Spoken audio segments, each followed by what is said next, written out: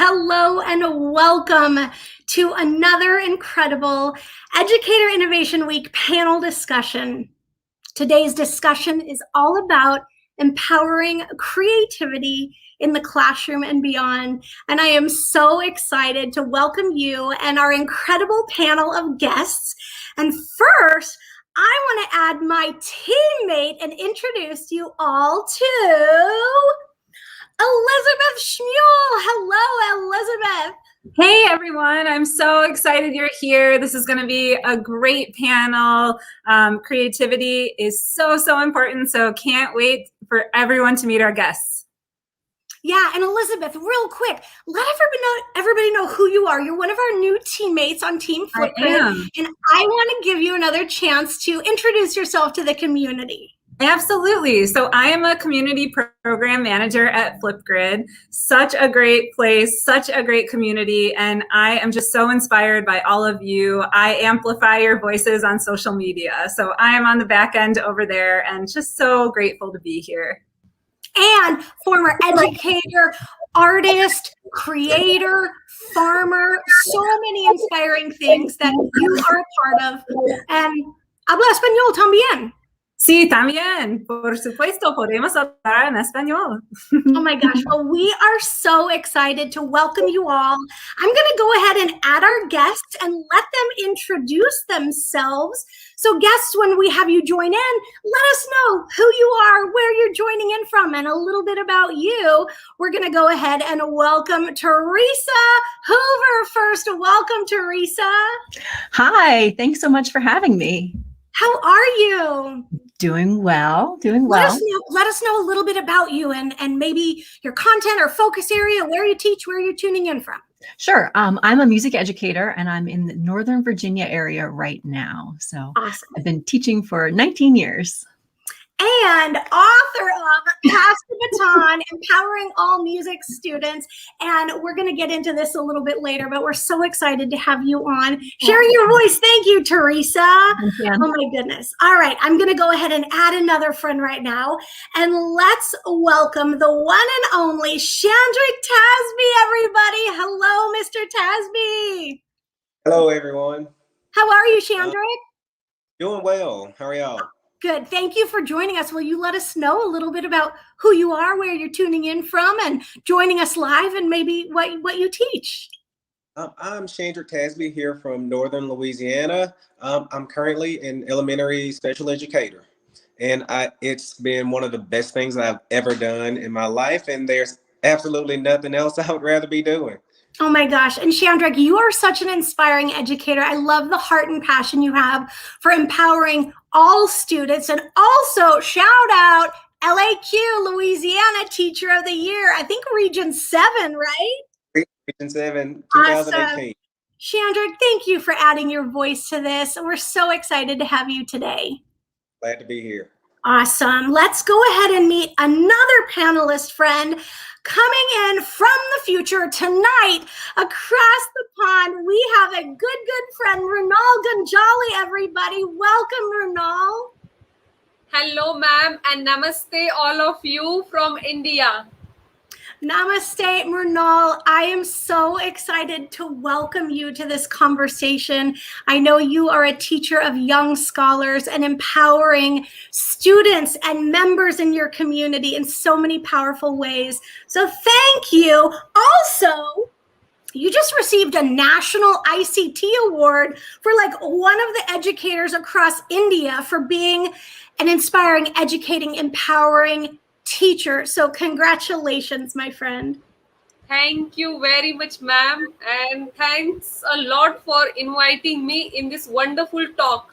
Oh my gosh, we're so excited to have you. We'll bring you back in just a moment, but I'm going to go ahead and introduce you to our other panelist. I almost called him a pianist. I don't even know if he plays the piano. My good friend from at home in California, the one and only Rabbi Michael Cohen, aka the Tech Rabbi. Hi, everyone. How are you? How are you, my friend? I'm doing well. The irony is that my wife was a state champion concert pianist, but I don't play anything. I do art, That's so cool. Well, panelist to pianist, celebrating your wife's creativity, you also are an expert when it comes to creativity, educated by design. You know, I have been a super fan for years, and you have challenged me and empowered me and inspired me in so many ways. And I'm so thankful that you're adding your voice and expertise to this conversation today.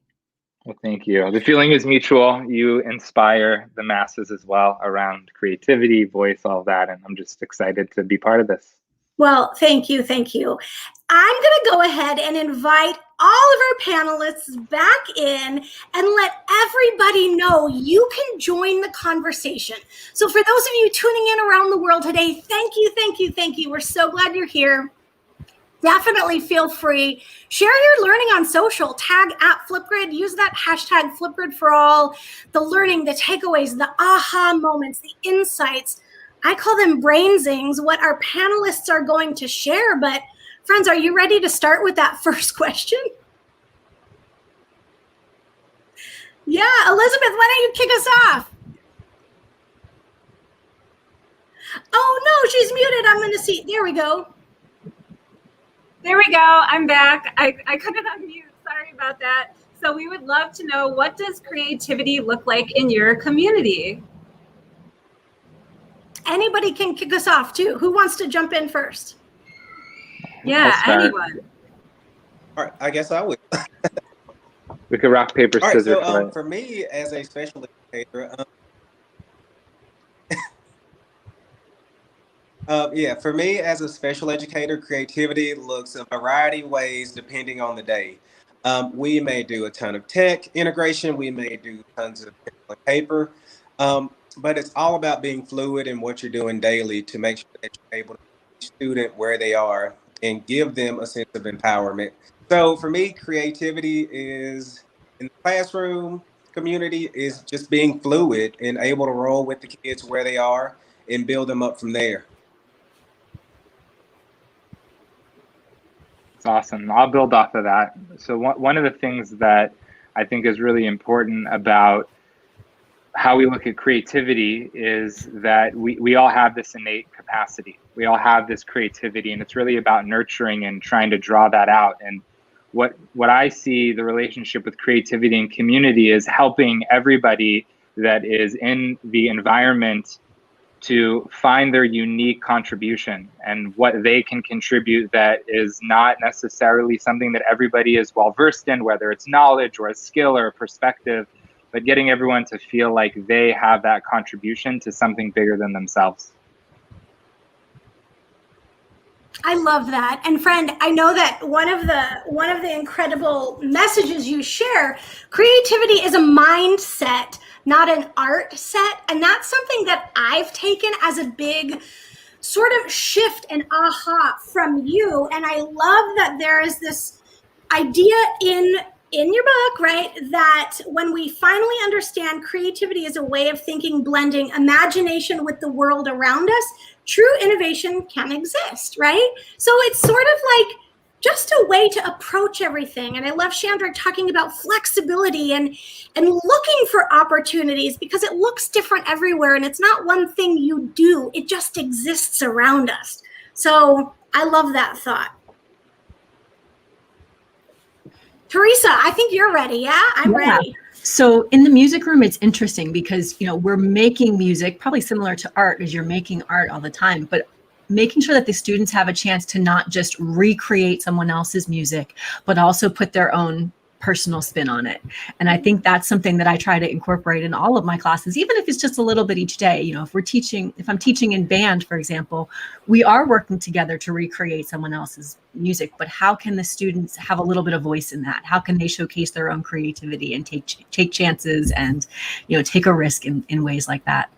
Oh my gosh. And friend, of course, I have to quote something from your book too, right? Like in chapter 11, I think it's chapter 11, talking about the role of technology. And you have all these ways, of course, that folks can use Flipgrid, but there is an extension of it. Oh my gosh. And I just lost my other bookmark. I'm using, y'all, you're going to laugh at this. I'm using Ask Yuritsa bookmarks in all of my books right now. but you have this whole, whatever you do, please don't say you aren't creative. And I want educators to know creativity looks different, right? And that's why you all are sharing these ideas, but you are creative. We all are. We create daily. We create safe environments and experiences for our students. And I love that. You said, find your passions and strengths, share and get feedback. We learn so much more about ourselves by our own learning by doing so. And when we share our creations with the world, we give to others and get so much back in return. And that's like mic drop perspective on creativity. Thank you. Oh my gosh. Mrunal, I would love to hear about what creativity looks like in your classroom. I think, ma'am, when fun is added to learning, the results are always best. And in my case, I am studying in a primary school, and my school is in village area. So my student is a very small age group. So creativity is really very important in my case, and we love to innovate some more innovative ideas in our classroom, because the small kids focus are really very, their attention span is very little, so we have to make more creative in the classroom. We use so many ICT tools, and nowadays we are in remote learning, so it's really very difficult to deal with the kids. So the creation and the creativity is the most important part in nowadays, and I am using ICT tools for this. Mrunal, we actually have a video. I know you shared a video, so we're going to get to look at what creativity looks like in your community. And here we go. So this is my school, and one child, one mobile, and the learning is happen with this. Confidence comes through the building capacity. This is the remote area, and right education in every situation. So I think so, we survive a distance learning through the ICT tools, and we just do it with the fantastic team. Every child has to write, to educate, and they just connected with their headphones and learning beyond the walls of the classroom. With the Flipgrid, we do so many things with the Flipgrid. I think in this lockdown period, we uploaded 1,000 video on the Flipgrid. Oh my gosh. I think that's just so incredible to see. I mean, learning looks different everywhere, and learning looks different for every student, and coming together with the idea of creativity and self-expression, that is such a big part of the journey, and it looks different for everybody. So I know that all of you are passionate about empowering and amplifying and celebrating that process, but recognizing the beauty of diversity and all of that too. So I absolutely love that. Thank you, friends. Thank you for giving us a peek inside your ideas. So inspiring. And that kind of leads us to the next question. What strategies do you use to help students explore creative possibilities? I'm going to kick it over to the rabbi.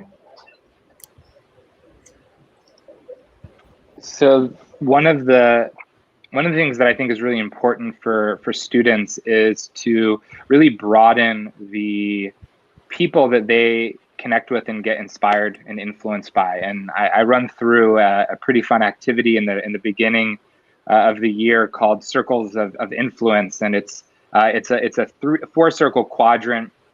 It's think, feel, act, and speak. And they don't see those words yet. They just see the 4 circles, and I have them write down 5 people that they consider to be their biggest inspiration. And then they have to then, once those words are revealed, apply that. And they're usually surprised that most of the people in their lives, outside of their parents, and maybe sometimes if we're lucky, they'll give their teacher a shout out, they're really lacking inspiration to level up their skill and have clarity for what's possible. And I think that is sort of the launching point of getting them to find people that can sort of guide them as a mentor, whether it's distant through social media or whether it's someone that's one-on-one, but really building that capacity so that they can then know what they need to be successful in life. I have to jump in with an incredible resource of yours that I love, and our good friends, and I know you do a lot of work with Adobe for education, and you shared this super cool lesson plan, What If? Let Your Imagination Flourish. And I wondered if you might share this briefly and give us a quick peek about the whole idea of what if. Sure. Just to make sure everyone, in the spirit of Flipgrid, everyone has a voice because we have awesome panels. I'll try in just a few sentences.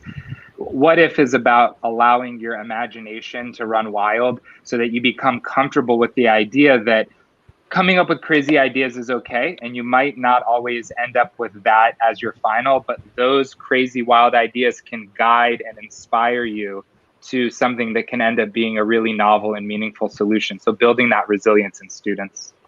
Oh my gosh, I love that. And one of the really cool things that I love to share also is Adobe is a partner inside our Discovery Library.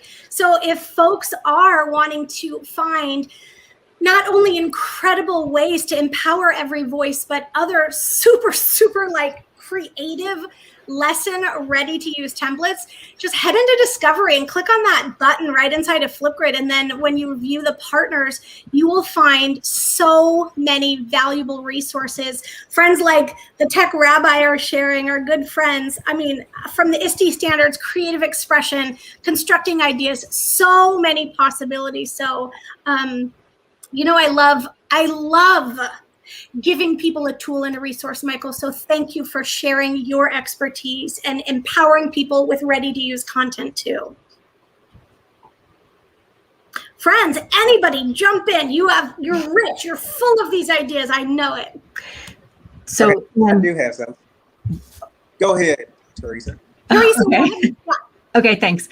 Ann, I was thinking back to the quote that you read about teachers saying, but I'm not creative. And a lot of times kids will say that too in the music room. They're like, well, I can't do that. I can't create something new. And I think part of it is sometimes we leave the door too wide open, right? We make the mistake of saying, just make something or just play something. And the kids freeze. They don't know what to do. So I think with me, when I'm trying to encourage that creativity, giving them a starting point or giving them some minimums or even examples. Like we'll do a lot of improvisation that starts off with just echoing. I'll play something on my instrument and then encourage them to play the same thing back. And we'll do that. And then it's, okay, I'm going to play, but now you play something different after me. And yeah, everyone will do it at the same time and it'll sound loud and chaotic and crazy, but they're like dipping their toe in to trying something new. And you're giving them those baby steps so it's not so scary. And maybe some kids, when I say you try something different, they still play what I played, but who cares and who knows that, right? They need to take the time and to move it at the pace that's appropriate for them. I feel like if we just throw kids in the deep end, sometimes they're gonna freeze and then not want to take those chances. So for me, it's just scaffolding. Theresa, it makes me think like you're just providing a safe space for people to take risks. And that's part of the journey too, for people to feel confident in doing that. You have this awesome tweet that you shared back in the day about these Wacky Wednesday Flipgrid videos, costumes, locations, more. Can you tell us briefly about like the idea of a Wacky Wednesday? So that was when we were in the early parts of the lockdown and, trying to inspire kids to make music. So I think almost every week I had some different kind of challenge for them. So yeah, this one was Wacky Wednesday. And the idea was that you could do anything you wanted, but you couldn't just sit there and play your instrument. So I had some kids who were wearing costumes and playing songs. Some kids were like, one of them was under their bed. One of them was like in the bathtub with the water not on, thank goodness.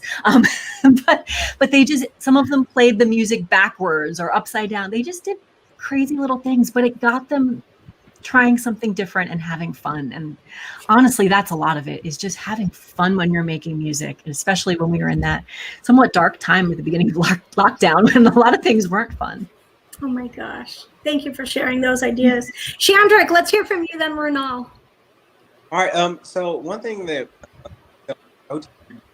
past year to kind of explore kids' creative minds was, as we were reading one of our fifth grade novels, we had them pick out something that interested them throughout the novel. And so we ended up doing this huge origami project that I actually shared on Twitter. Wish we had a graphic of that, but it kind of gave the kids an opportunity to do something that they don't normally do. And so they had to go out and find these YouTube videos, like how do we make a boat out of a piece of paper? And then you build on that, and will this boat hold this amount of coins?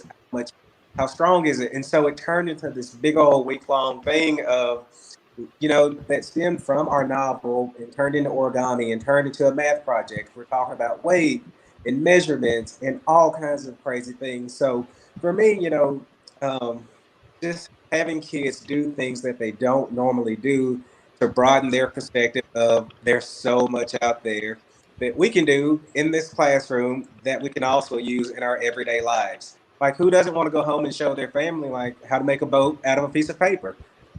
So and you always want to teach them something that they can take to someone else and be excited about. Oh my gosh. And capturing that excitement transforms the way students invest their motivation, that intrinsic motivation. It's not for an outcome, it's the journey, and it's that celebration of, hey, today we were here, tomorrow we can be here. Think where we could be at the end of the week. So I love that you're bringing creation into the process too, and having students do something as hard fun, Yes. I love that. So in my school, we use many strategies for focusing the students on the learning process. So I have to empower my children daily, and I think I'm learning from you, ma'am. You always empower us. That the one post we just tweeted, and you just in the seconds you just retweeted, you just motivate us, you just appreciate our work, and that's the main thing that we learn from you, that we do mistakes, we do anything, but the motivation, the empowerment is really very important. And in the school area, in the classroom, we have to empower our children daily, and my strategy is only empowerment and only explore. You are you are taking you through your goal, and you achieve your goal when you empower your students and you talk to them, talk to us, and talk their families and friends, and so and so and so. So empowerment and the motivation is the key, I think, in my case. So I am using the both way to empower my children, and that's my strategy to explore many things. I love that. I love that. Love that so much. So in that spirit, you have ideas of how we can help others think outside the box when it comes to sharing their creativity and their innovation and their talents. Open to anyone, but I think you. Oh, good. For this is for me where Flipgrid comes in as my best friend to give those kids an opportunity to do all of these things. Because one thing we also discovered this past year is that so many students did not want to participate because they didn't want their faces on video. And so having that mic only option, gave them the opportunity to think outside of the box. And now I can say everything that's on my mind, and I don't have to stress about someone seeing me. And so with getting Flipgrid out into the community as well is also empowering other educators to not be afraid to be creative and innovative and share their perspectives on how these things can benefit their students as well. And so it's all about, again, I did like the encouragement and motivation, just constantly pumping those other educators up to be as good as they can be.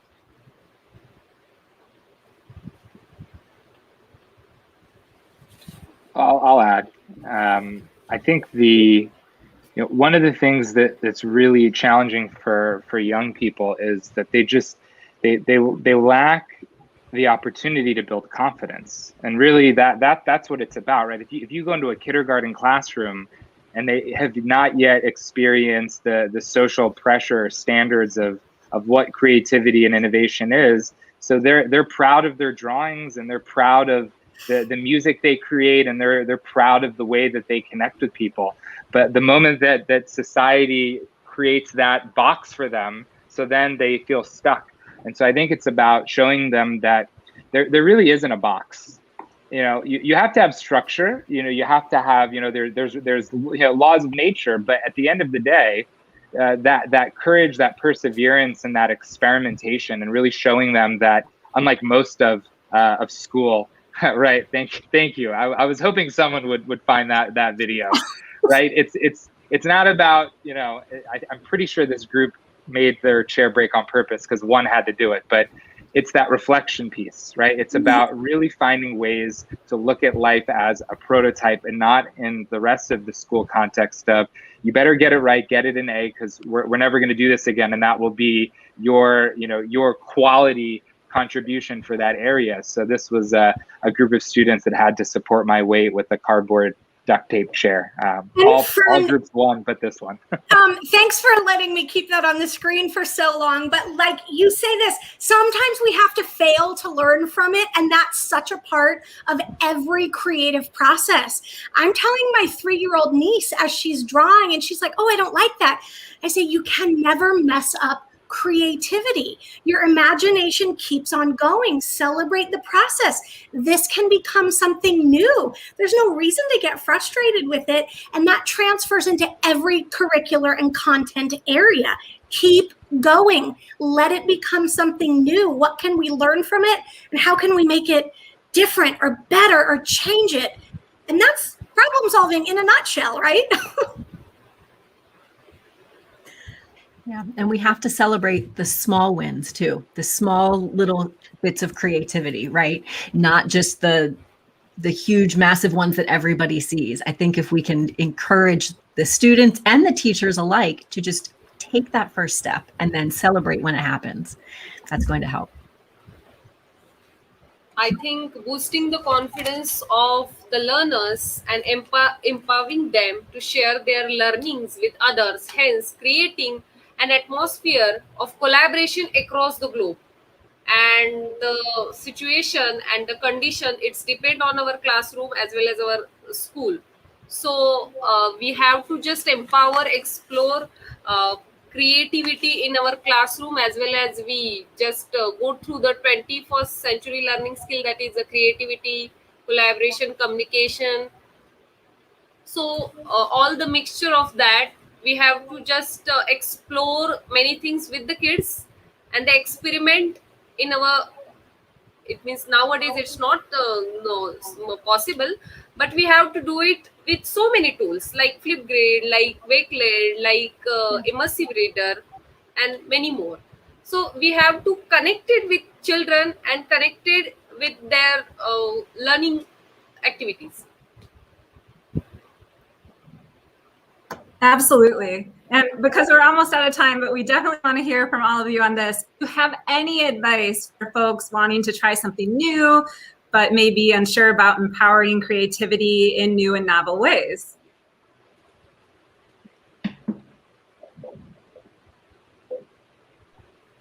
Just do it. That's the best advice. Just take the step and try it, because what is the worst that happens? You fall off a cardboard chair. Like it's not the end of the world. If something doesn't go right, you pivot and try something else. Just do it. Unless you're the one sitting on the cardboard chair. Fortunately, that was a low chair. But yeah, I would say the same. Just try, look at it all as an experiment. For some reason, that word just calms the senses that we don't have to get it right, get it perfect, which seems to be a pretty strong theme in education these days that we need to break a little bit.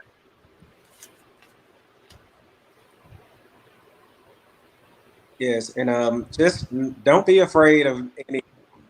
That's something that has definitely helped me. Is I'm willing to try everything at least 6 times to really figure out if it works or doesn't.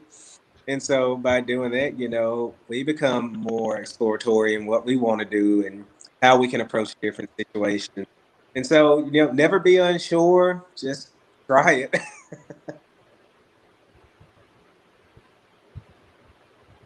Okay, I think I have to say that if we all do it, creativity in our classroom, so why all our wait? Just go explore the things and do it in your classroom. If we do it, then why you wait? You just do it. I must say that no, it means it's not wait for tomorrow. We have to do it now, today. I love that. Elizabeth, I'm going to put you on the spot and ask, do you have any advice for folks who are wanting to try something new, but may be unsure? What would your advice be? I mean, I am a huge believer in it's okay to fail. Like, if you're not failing, maybe actually you're doing something wrong. So I think all the great artists have failed, and don't let that get in your way. Again, just like everyone is saying on this panel, the important part is doing it. I love it. And friends, my advice to you would be to celebrate the journey. Learning is an adventure, and finding moments throughout the way. One of the greatest pieces of advice I received was from a very incredible arts educator out of Australia, Kathy Hunt. And I saw her talking about spontaneous galleries. And she did a spontaneous art gallery. But what about stopping and pausing during the process of learning? No matter what part, and do a gallery and celebrate that moment, because creativity is constantly evolving. We are constantly growing and learning as lifelong learners. So celebrate the process. It is an adventure. It is a journey. And let's bring some fun into it. So friends, thank you so much for adding your insights, your advice, your expertise in so many different capacities, from young scholars to music students to students of all abilities and creativity and beyond, and taking the risks and trying and having fun and exploring, being flexible, celebrating that process. Friends, thank you, thank you, thank you. I can't say thank you enough to all of you. Michael Cohen, Shandrick Tasby, Theresa Hoover, Mrunal Ganjale, thank you. Elizabeth Schmuel, my great friend and teammate. Friends who are listening in, I want to say thanks for joining in, and we'd love to keep these conversations going. So definitely feel free to connect on social. Something's going on right now on the Flipgrid Twitter handle where you could even join the conversation and win swag. Folks are always asking about how can I get something. So definitely check out what's going on Flipgrid. Oh yeah, I see that. That's from a previous challenge, that coffee mug. I love it. But And also so many things. Oh my gosh, right. Stay tuned on social. You never know where there's a chance to win something. But I also want to encourage folks to ring the bell on YouTube. Set a reminder on Facebook. We are going live on July 27 for a PD Palooza. And if you're curious what that means, it is 24 hours, every hour on the hour. I see some familiar faces who are going to be sharing during this time. Renald and Theresa, I see those smiles.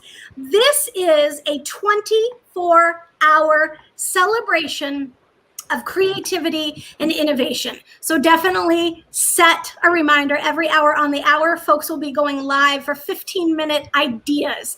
And how creative is that? Who wants to stay up and party all night while we learn, right? Oh my gosh. Well, friends, one more time. Yep.